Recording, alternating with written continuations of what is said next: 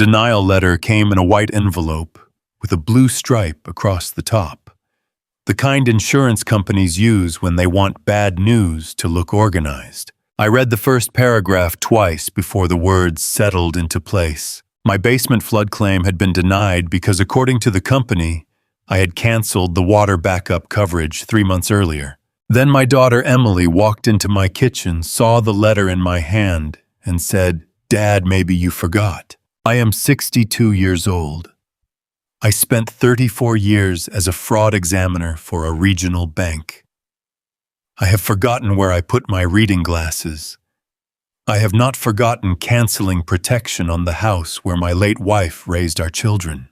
Emily knew that. What I did not know yet was why she needed me to look confused. My name is Walter Brenner.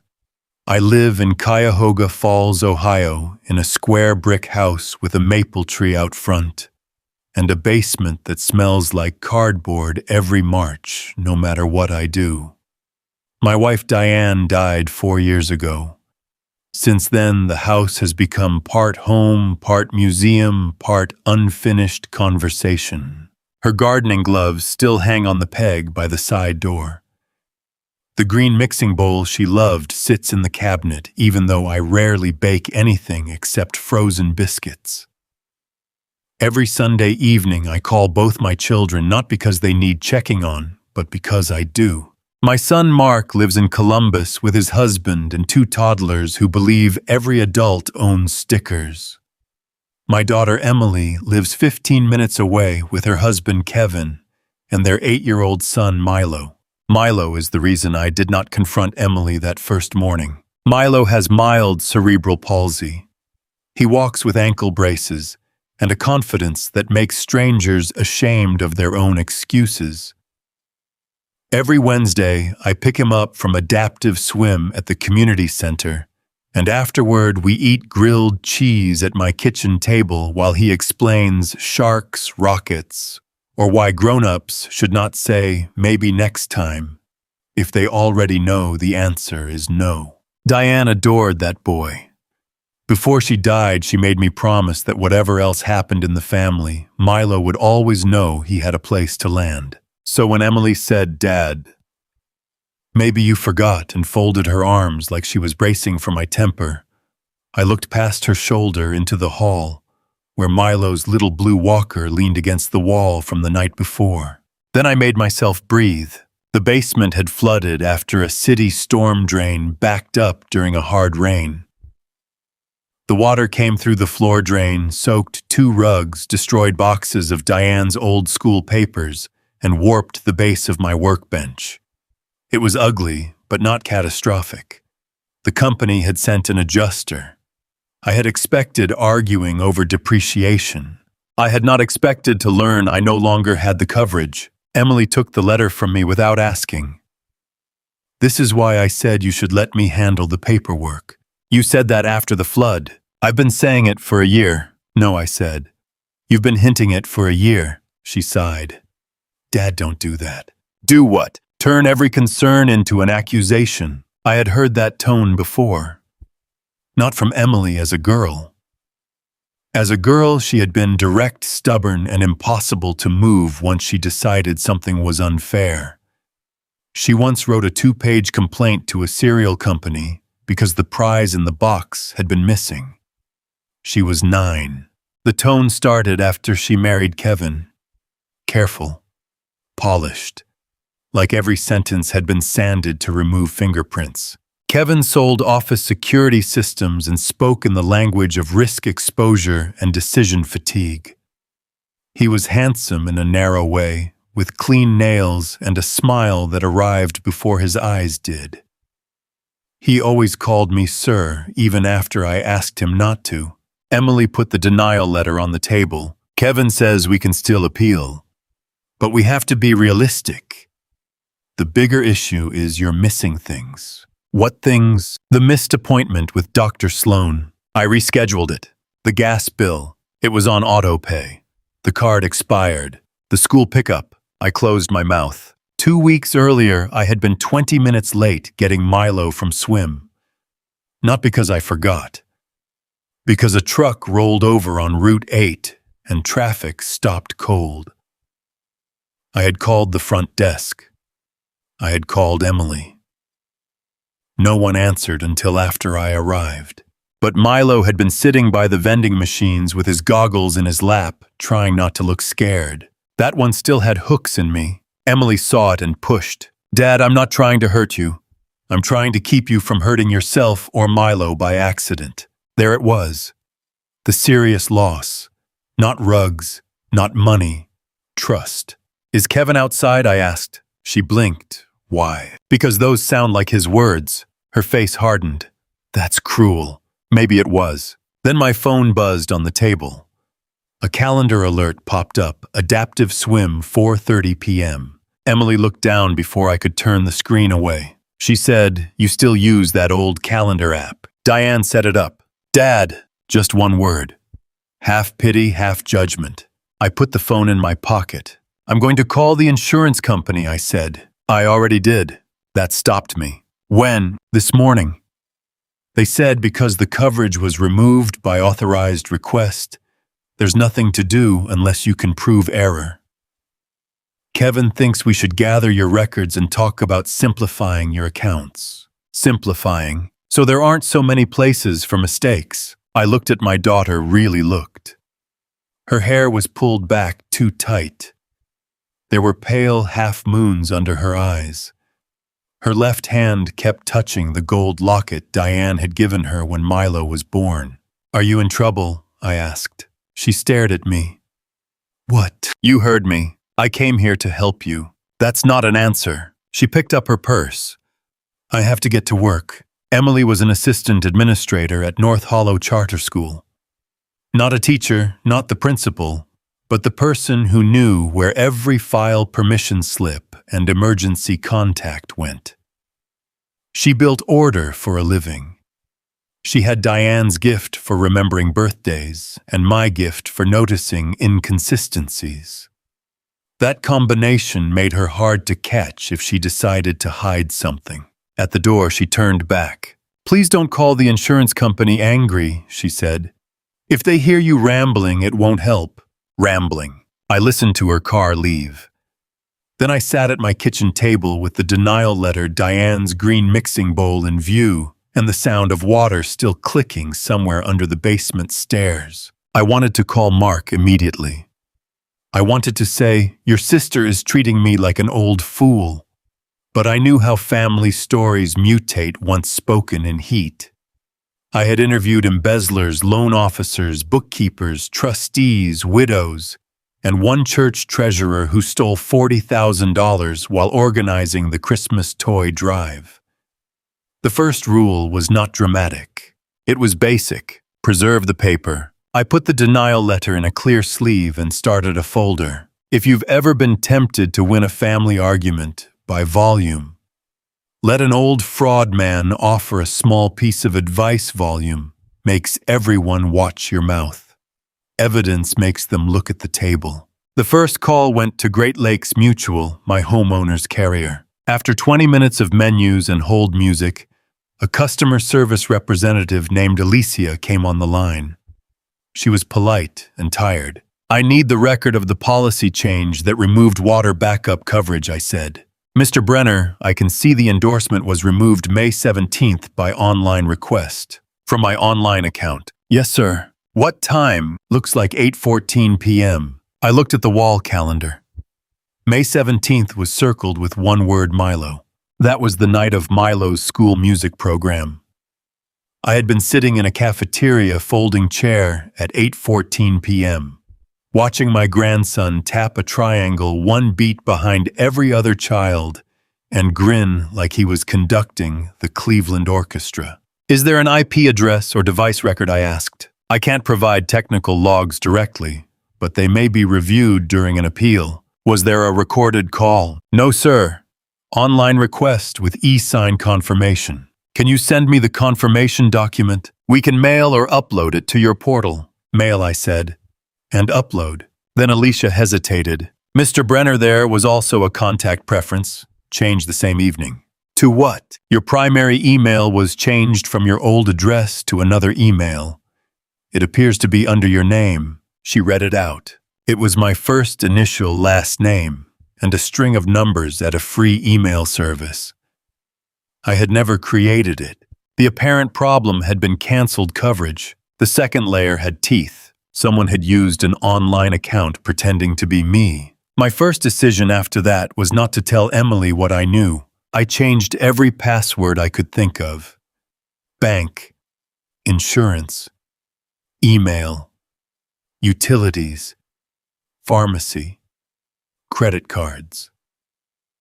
Then I froze my credit reports. I did not need to be a genius to do that. Anyone can. But old habits helped me do it before lunch instead of after 3 more bad surprises. The second decision was harder. I drove to North Hollow Charter School, not to confront Emily, to pick up Milo as planned. He came out of the side door wearing a dinosaur backpack and 2 green braces under his shorts. He was using his forearm crutches that day, swinging them with more speed than caution. "Grandpa," he said, "did you know a goblin shark can push its jaw out of its face?" I did not, and I may have been happier before I knew. He laughed and climbed into my truck, one careful movement at a time. On the way home, he asked if his mom was mad at me. "What makes you ask?" She said I might not come over every Wednesday if things got too much. My hands tightened on the wheel. What things? Old people things. There are sentences that do not sound cruel until a child repeats them. I kept my voice even. "Do you feel safe with me?" He looked offended. "Yes." "Do you like Wednesdays?" "Obviously. Then Wednesday stays Wednesday, unless your mom and I talk together and make a real plan." He looked out the window. "Dad says plans are for people who can pay for them." That was Kevin. A sentence like a coin dropped down a well. I did not ask Milo more. Children are not discovery tools. They are children. But I listened. At home, he ate grilled cheese and drew a picture of a shark with legs, because as he explained, evolution had been too slow with ideas. When Emily came at 6, she stood at my front door without coming in. "Milo shoes," she said. He rolled his eyes but obeyed. I asked her quietly, "Why did you tell him Wednesdays might stop?" Her eyes flicked to Milo, then back to me. "Because they might. Because of my memory. Because we need consistency." "Emily," she lowered her voice. "Kevin and I are considering asking the court for temporary guardianship support if you keep resisting help." The word court entered my house like a stranger taking off his coat. "Guardianship," I said. "Support," she repeated. "Limited. For finances, scheduling, maybe transportation. For me, for you, Dad. Stop making it sound ugly. It is ugly. It's protective." Milo came back, backpack crooked. Emily smiled too brightly. "Ready, buddy?" After they left, I sat on the porch until the streetlights came on. My daughter had just told me in polished language that she was prepared to argue I could not manage my own life. If I reacted recklessly, I would help her.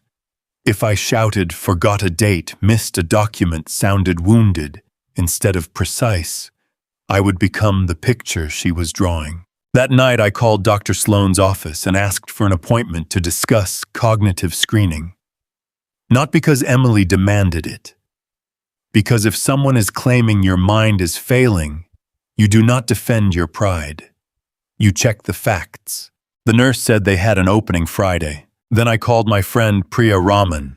Priya and I had worked fraud cases together for 19 years. She became a forensic accountant after leaving the bank. Priya could read a ledger the way a pastor reads grief in a funeral line. I did not ask her to access anything she should not. I asked if she would look at documents I lawfully obtained and tell me whether I was missing obvious patterns. She said, "Walter, are you in trouble?" "I'm trying not to be." "Then send what you have." By Thursday afternoon, Great Lakes Mutual uploaded the e-sign confirmation. My signature was on the form, Walter M. Brenner. At first glance, it looked close.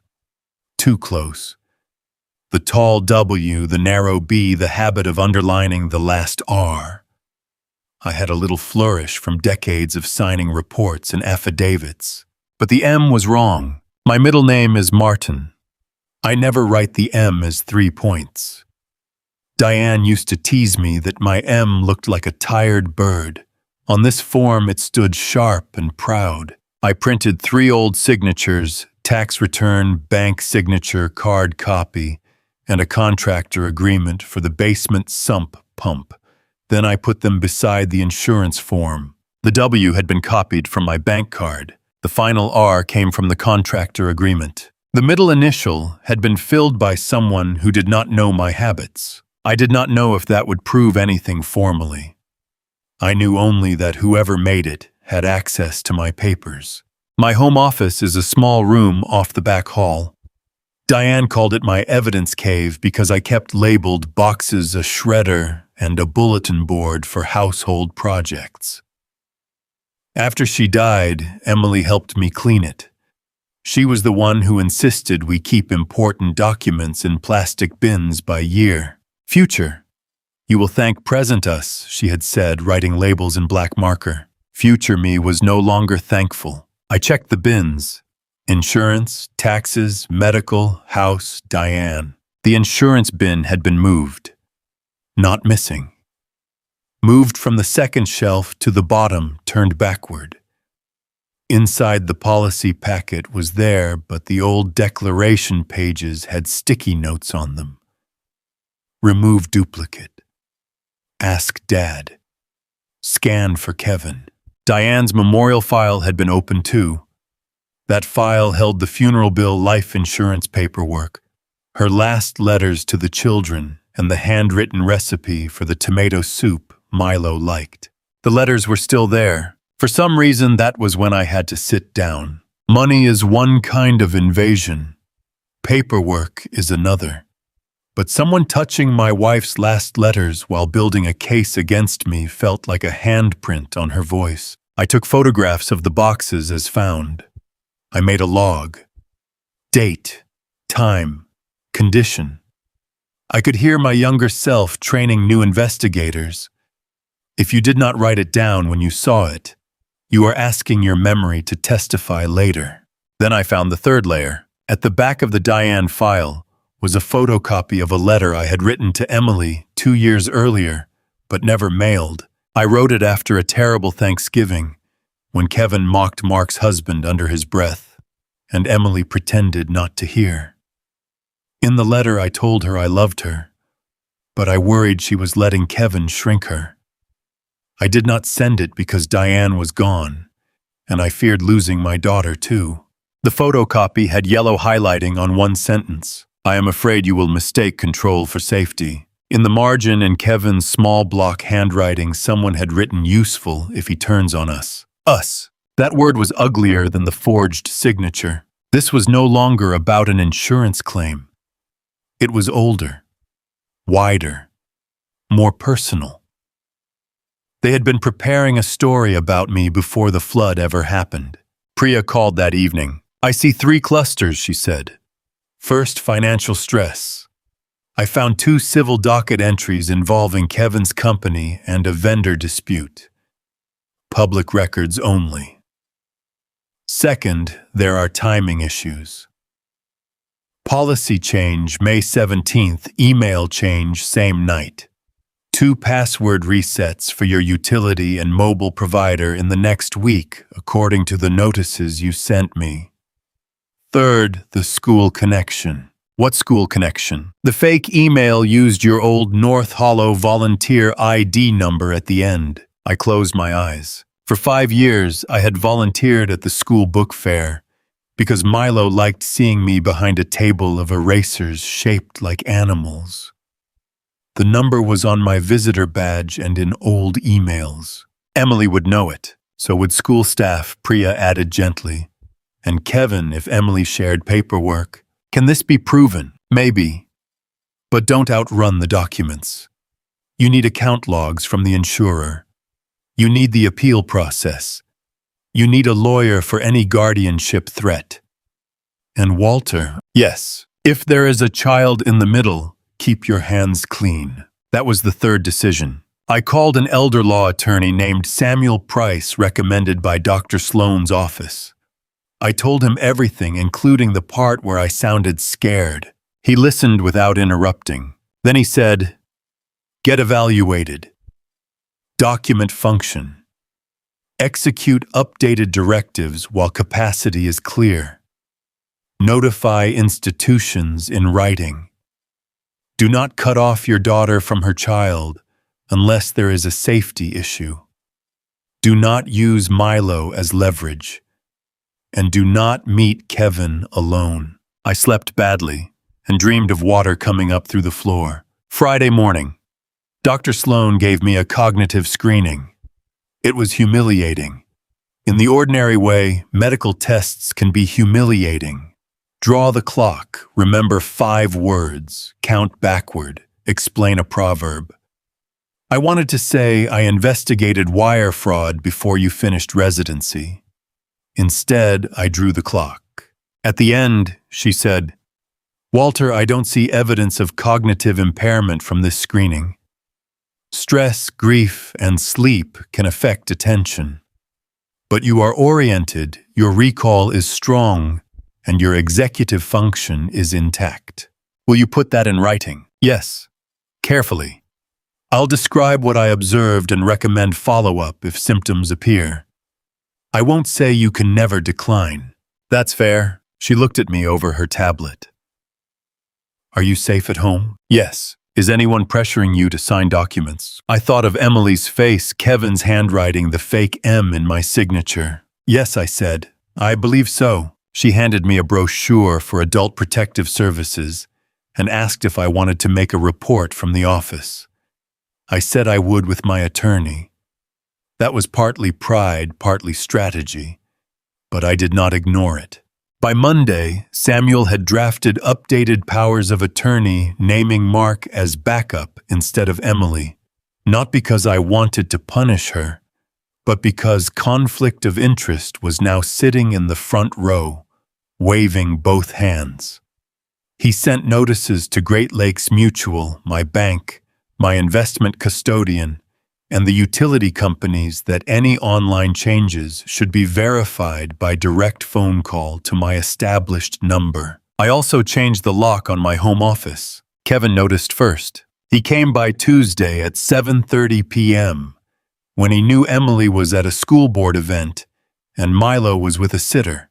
I did not open the storm door. "Evening, Walter," he said, too friendly. "What do you need?" "Emily's upset, I imagine. You're making this harder than it has to be." "For whom?" He smiled.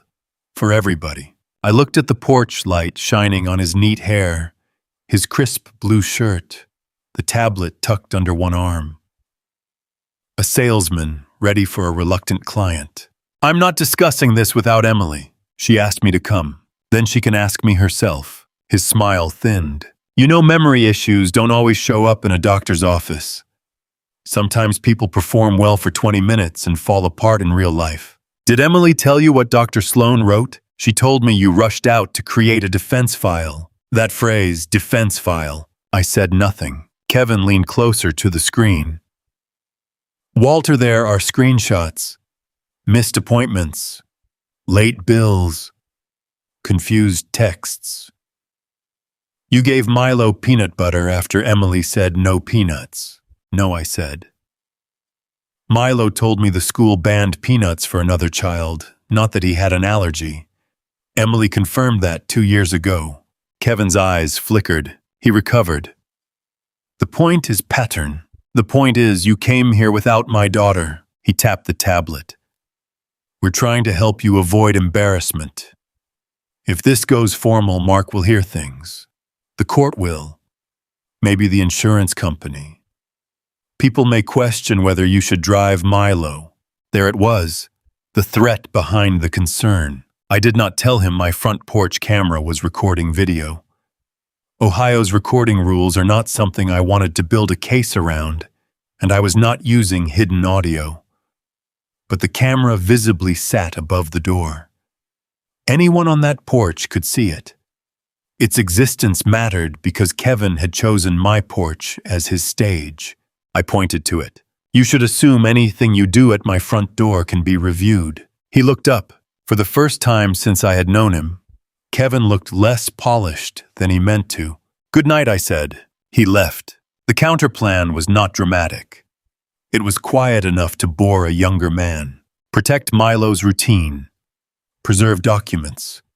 Remove unauthorized access. Prepare a credible reckoning. I appealed the insurance denial through the company's fraud review unit, not regular customer service. I submitted the music program bulletin from May 17th, photos from the event, my phone location history ticket receipt, and statements from Mark and 2 school parents who remembered sitting behind me.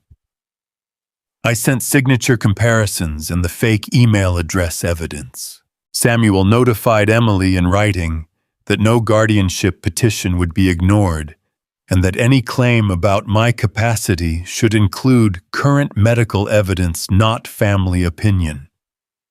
He also invited her to resolve concerns through formal mediation. She did not respond. Kevin did. He emailed Samuel a 4-page letter full of phrases like progressive decline, financial vulnerability, and family intervention. He attached screenshots of texts where I had used the wrong day for a dentist appointment, a utility late notice, and a photo of my flooded basement with the caption, "Unable to maintain residence." Priya read it and said, "He writes like a man who thinks adjectives are evidence." Still, it was not nothing. Good lies do not float in empty air. They tie themselves to real mistakes. I had missed things. I had been late once. My basement did flood. I had grieved messily. If Kevin and Emily had stuck to concern, they might have forced a painful but honest conversation. They chose forgery. The break came from a place Kevin dismissed, the school copier. Emily's office at North Hollow used a cloud print system with user codes. Every staff member had one. Volunteers could ask office staff to scan forms, but staff codes appeared on the log. Great Lakes, Mutual's fraud reviewer, a woman named Denise Harrow, asked whether I had any idea how someone could have obtained old signature samples. I mentioned that Emily had scanned household documents for me during tax season and sometimes printed school forms from her office. Denise said she could not subpoena a school, but if this became a formal fraud claim, records might be requested through proper legal channels. Samuel said we did not need to subpoena first. We could ask Emily to produce the documents she claimed supported intervention. Mediation was scheduled for the following Thursday at Samuel's office. Emily agreed, probably because she thought it would make her look reasonable. Kevin insisted on attending. Samuel invited Great Lakes Mutual's fraud reviewer to join by video for the insurance portion only, and Emily's attorney agreed because the stated topic was coverage reinstatement, not family guilt. The room was on the 3rd floor of a converted brick warehouse overlooking the river. One long walnut table, a water pitcher, legal pads. 2 boxes of tissues that nobody wanted to acknowledge. A glass wall with blinds half closed. I had been in rooms like that hundreds of times, but always as the person explaining losses that belonged to someone else. This one belonged to me. Before we went in, Mark called. "Dad, are you sure you don't want me there? I want you with your boys. Emily's my sister, too." "I know," she told me, "you're being manipulated by a lawyer. That's rich." He did not laugh. Then he said, "Whatever happens, don't let them make you prove you're worth trusting. You already are." I had to blink hard after that. At 10 o'clock, Emily and Kevin entered with a woman named Carla Voss, their attorney. Emily wore a gray dress and Diane's locket. Kevin wore a navy suit and carried a black portfolio. He looked like a man arriving to close a deal. Emily would not meet my eyes. We began with the easy facts: the flood, the denial, the policy change. Kevin said they were sympathetic, but insisted the online request showed action from my account. Carla said, "Our position is that Mr. Brenner may have made the change during a period of confusion and now understandably does not remember." Samuel asked, "Are you alleging incapacity on May 17th? Carla paused. "We are alleging concern." "That is not the same thing." Kevin opened his portfolio. "Walter has a documented pattern." He slid printed pages across the table. "Late bill, missed appointment, screenshot, traffic delay pickup. A photo of boxes on my basement floor." Emily flinched at that photo. It had been taken from inside my house after the flood. I had not sent it to Kevin. Samuel looked at the pages, then at me. "Walter, I wanted to defend each item. I wanted to say the bill was a card issue, the appointment rescheduled, the pickup delayed by an accident. But explaining every pebble sometimes makes the pile look like a mountain. So I said, those events happened. They do not explain a forged insurance change." Kevin leaned back. "Forged is a serious accusation." "Yes," I said. "It is." Denise Harrow appeared on the conference screen from Great Lakes Mutual.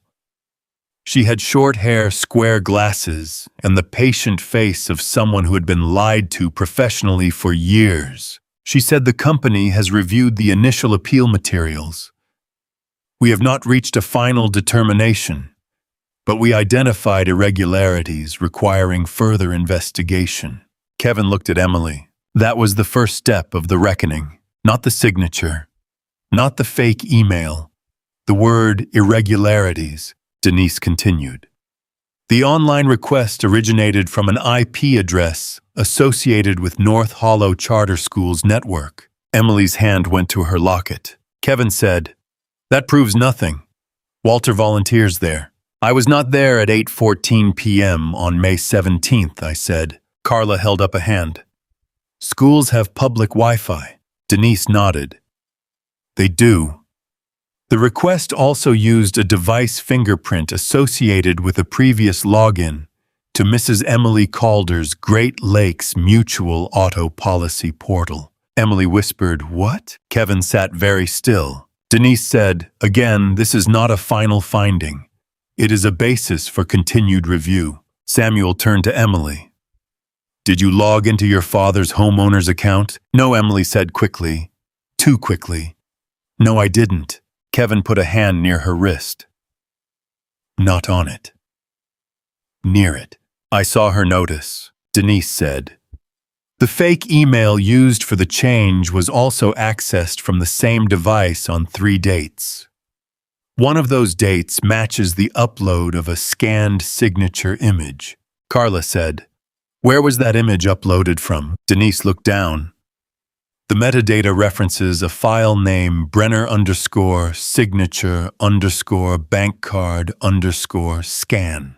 My old bank card copy. The one in my home office bin. Kevin said metadata can be misleading. That was his strongest excuse, and he delivered it well.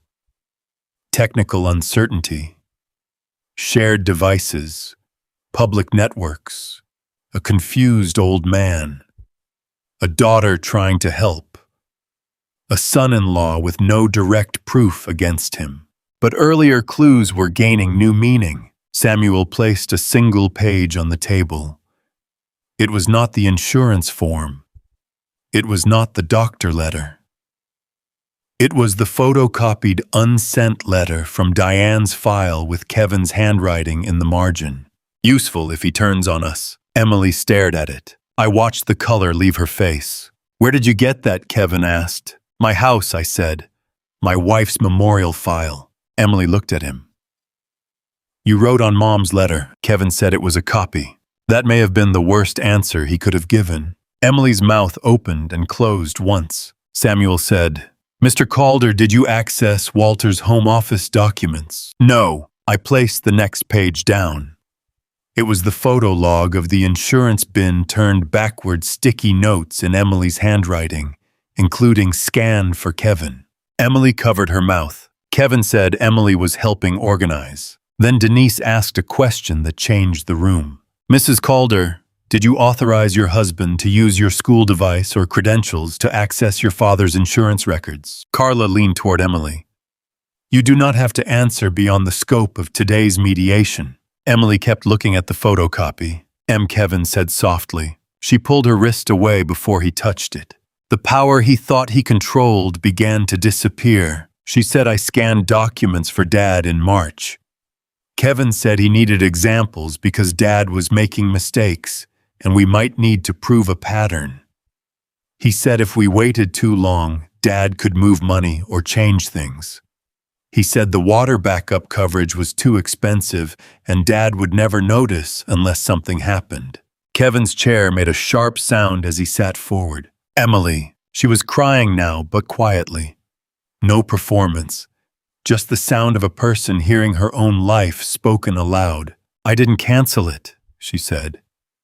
I swear I didn't. I gave Kevin the login because Dad had asked me to help with the portal once. I thought Kevin was reviewing it. I didn't know he changed anything until the flood. Kevin said, This is privileged marital nonsense. Carla closed her eyes for half a second. A lawyer's version of a scream. Denise's face stayed neutral. Great Lakes Mutual will continue its review. Based on the information available, we are placing the denial in suspended status pending investigation. Suspended status was not a victory parade. It was better. It was real. Samuel placed Dr. Sloane's letter on the table, next then the updated power of attorney naming Mark backup. Any guardianship threat based on these materials should be reconsidered, he said. If there are genuine concerns, we can address them with medical documentation, agreed supports, and mediation. But there will be no informal takeover of Walter Brenner's finances. Kevin stood. This is absurd.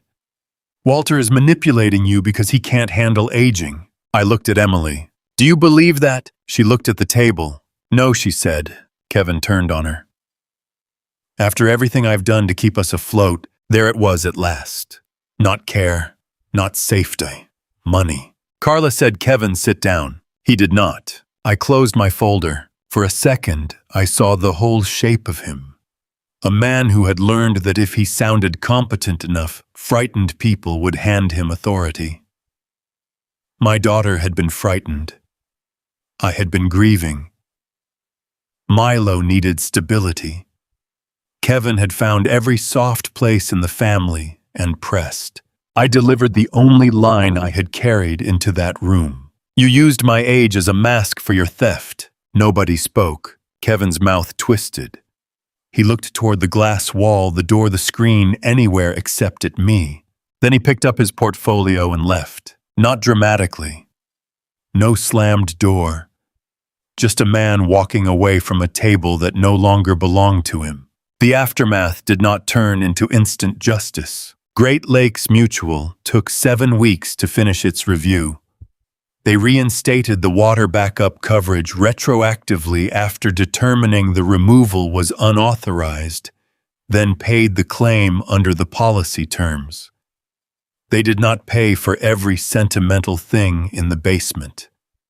Insurance never does. Diane's school papers were still gone. Money could not dry ink that had already run. Kevin's security company placed him on leave after Emily reported that he had used her school-issued device and credentials. The school opened its own investigation into improper access and document scanning. I was interviewed. So was Emily. Nobody enjoyed it. The vendor lawsuit against Kevin's company became public record with uglier details than he had admitted. He had personally guaranteed debt he could not pay. That did not excuse anything. It explained the pressure. Emily and Milo moved into a small rental near the school in September. Not with me. That was important. She needed safety, but she also needed adulthood. Samuel helped her find a family lawyer. Mark came up twice, once to hug her, and once to say things siblings can say better than fathers. The first time Emily came to my house after the mediation, she stood in the kitchen, and looked at Diane's green mixing bowl. "I let him make you the problem," she said. "I was washing 2 mugs, though only one was dirty." "Yes," I said. She flinched. I wanted to soften it. My instinct was to hand her forgiveness like a coat, because she looked cold. But I had learned that quick forgiveness can become another way to avoid repair. She said, "I'm sorry." "I believe you, but that's not enough." "No," she nodded. "We made rules. She would not manage my accounts. She would not enter my home office without me. Milo's Wednesdays would continue unless a court or counselor said otherwise. Kevin would not be present at exchanges. If Emily had concerns about my health, she would put them in writing, and we would discuss them with a doctor, not in whispers over a child's head. It sounded stiff. It felt stiff. But stiff is sometimes what a broken bone needs before it can bear weight again. Milo returned the next Wednesday with a drawing rolled in his fist. It showed a shark wearing ankle braces and a necktie. "What's this?" I asked. "Business shark," he said. "He investigates crimes." "Does he?" "He also eats grilled cheese. A balanced professional." He climbed into his chair and looked around the kitchen. "Mom says Dad's not coming here anymore." "No. Are you mad at Mom?" I sat across from him. Children deserve truth cut to their size, not lies dressed as kindness. "I'm hurt," I said. "But I love her." "Are you mad at me?" The question broke something clean through. "No," I said. "Never for grown-up mistakes." He nodded like he had been waiting to file that answer somewhere important. We ate grilled cheese. He told me about vampire squids. I listened like it was the most important subject in Ohio. Maybe it was. By winter, the basement was repaired. I did not replace all the boxes. I bought plastic shelving, raised everything off the floor, and threw away things I had kept only because grief made me afraid of empty space. Diane's green bowl stayed in the kitchen. Her letters went into a fireproof safe. Not because I wanted to lock her away, but because some things deserve better walls. Emily still has work to do with me. I still have work to do with her. Trust is not a light switch. It is more like that old maple out front. You notice the storm damage first. Later, if the roots held, you watch for leaves. Kevin signed a repayment agreement for certain costs through his attorney, though whether he pays on time is another matter. The insurance company handled its part. The school handled its part. No one was hauled away in handcuffs in front of a cheering crowd. Real consequences usually arrive by certified mail policy notices, employment decisions, legal invoices, and doors that no longer open. I learned something about myself, too. For years, I thought being useful would keep me from becoming a burden. I answered calls, picked up children, fixed hinges, reviewed forms, paid for camps, showed up early, stayed late. Then, when someone suggested I was slipping, the accusation found a fear already living inside me. Aging does not scare me the way betrayal does, but I am less afraid now. Not because I proved I am still sharp.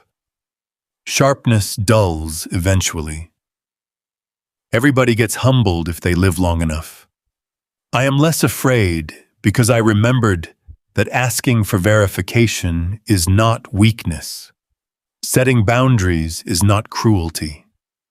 And love that requires you to surrender the truth is not love, it is management. On a Sunday evening in March, almost a year after the flood, Emily brought Milo over with a container of tomato soup. Diane's recipe. Too much basil, but I did not say that because I am not a fool. Emily set it on the table and handed me a folded paper. It was not legal, not notarized, not strategic, just a note. "Dad." I confused being rescued with being loved. "I am sorry I let him turn your steadiness into a weakness. I want to earn back Wednesday coffee first, then maybe Sunday dinner." I read it twice. Then I put it in the green bowl. She smiled through tears. That's not what bowls are for.